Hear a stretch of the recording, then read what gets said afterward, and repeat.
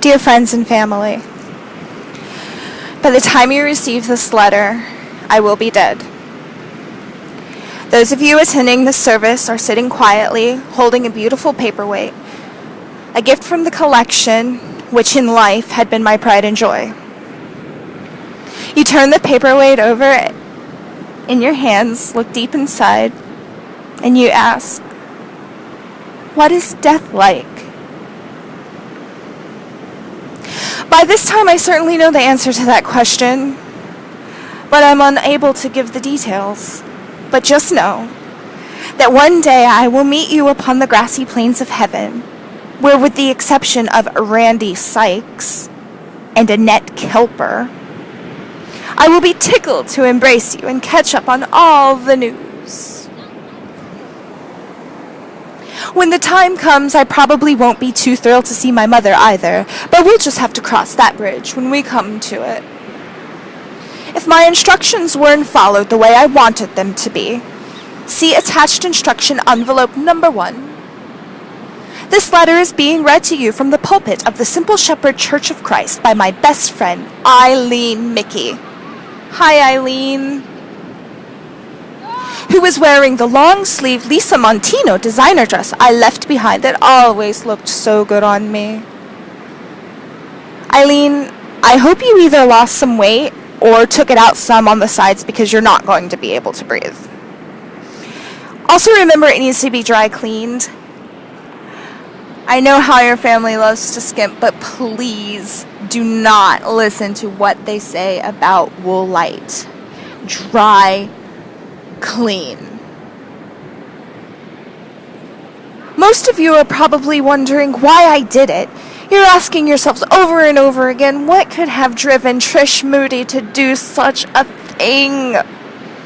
You're whispering, why, Lord? Why take Trish Moody?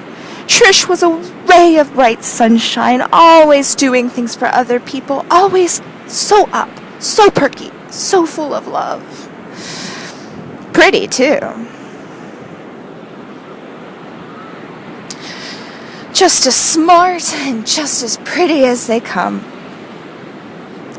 You're probably shaking your heads and thinking, there's plenty of people a lot worse than Trish Moody. There's her former excuse for a boyfriend, Randy Sykes, for example. The boyfriend who, after Trish accidentally backed her car over his dog, practically beat her senseless. He beat her with words, but still, it might as well have been with his fist. He struck her again and again with words and names such as manipulative, jealous, childish, and others I just wouldn't justify in print. The dog's death was a tragic accident, but perhaps also a blessing in disguise, as Randy tended to spend way too much time with it. The dog was in danger of becoming exactly like Randy himself. Spoiled, disobedient. Besides that, being a registered breed, it was headed for unavoidable future hip problems. What did Trisha's mother say when her daughter, heartbroken over her breakup with Randy, came to her in search of love and understanding? If you're looking for sympathy, you can find it between shit and syphilis in the dictionary. Perhaps my mother can live with slogans such as this. I know I can't. Neither can I live surrounded by friends such as Annette Kelper. Poor, chubby Annette Kelper, who desperately tries to pretend that nobody notices the fact that she's balding on top. That's right, look closely. Balding just like a man. Perhaps Randy feels sorry for Chrome Dome Annette. Maybe that's why he was seen twice in her company in a single 5-day period.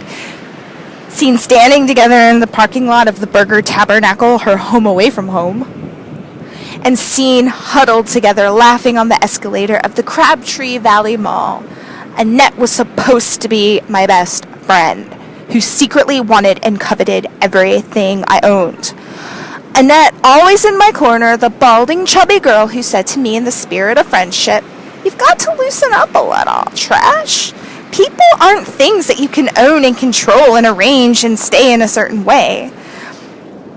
I remember she said it to me in the bedroom of my own home, her hand on my shoulder, facing left so that I could clearly see how those two top teeth of hers are turning brown as a result of a cheap root canal.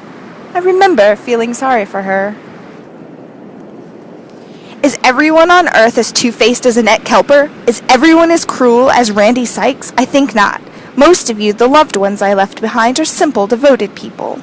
I urge you now to take a look around the room. Are Randy Sykes and Annette sitting in the audience?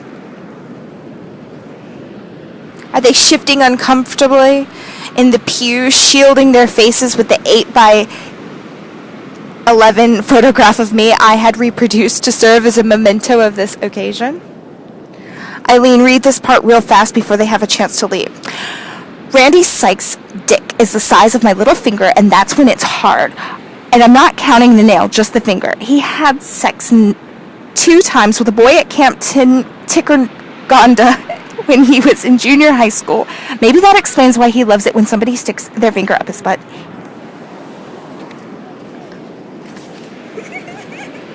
He used to beg me to do it, but I refused. I said, no way, Randy. He used to do it to himself all the time. That's why I never held hands with him. His hands stink. He secretly thinks he looks like Marlon Brando, but take a look. A young Marlon Perkins is more like it. Maybe that's what he sees in Annette Kelper. He's an animal lover. She used to come to my house crying, her breath smelling a mile off like her uncle's dick.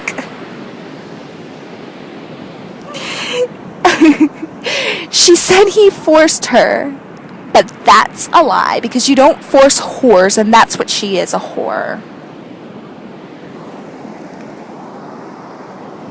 Annette and Randy deserve each other. Dick breath and stinky finger. Riding up and down the escalator at the Crabtree Valley, up and down, up and down. Fancy little shitheads. Look at them. Take a good, hard look at them.